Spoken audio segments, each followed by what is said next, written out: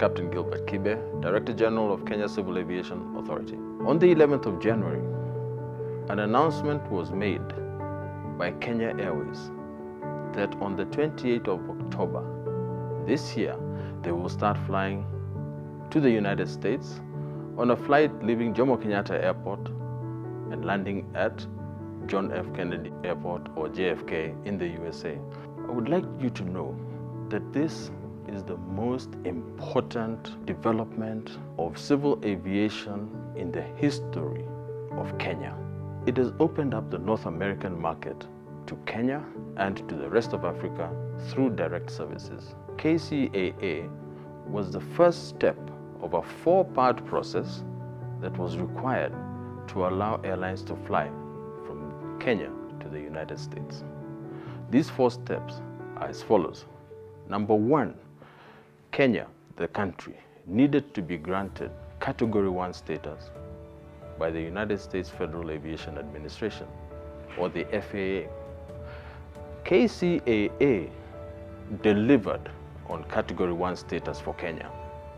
We did this in a 6-year period of time. It was hard work. We had a dedicated team of 22 professional in aviation, men and women, who did a fantastic job in order to allow our airlines to operate to the US and to allow US airlines to fly into Kenya. So KCA achieved step number one for this country. Step number two was KQ, the airline itself, was granted the economic authority to operate by the United States Department of Transport. That is the equivalent of our Ministry of Transport here in Kenya. They were granted traffic rights to fly to the US on a commercial basis. So that gives them economic rights to operate. The third step is our airport, Jomo Kenyatta International Airport, needs to meet all the standards and recommended practices and terms, conditions, and regulations for effective security of this airport. That means every aspect of security has been taken care of by our airport here through the Kenya Airports Authority and its security agents and all the other security agents or agencies around the airport. That includes the police, the intelligence services, customs, immigration, port health, and all those other facilitation bodies that are required through the security system. When the airport is audited by the Transportation Security Administration of the United States, or the TSA, and JKA passes that audit, they will be granted a certification known as the last point of departure, meaning that they will be allowed, or airlines will be allowed, to take off from Nairobi, JKIA, and land on US soil on the other side, and in the case of Kenya Airways, it will be JFK.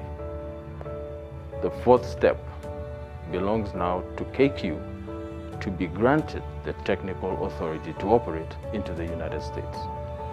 When they finish the audit, and they're going to be audited by the same US FAA who granted Kenya Category 1 status, when they pass that audit means that KQ will be technically qualified and competent to fly to the United States.